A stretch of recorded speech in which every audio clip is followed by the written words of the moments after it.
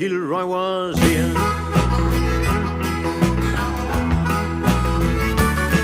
Jeg har tisset og bruttet mig verden rundt, og i dag er et rystende nervebundt.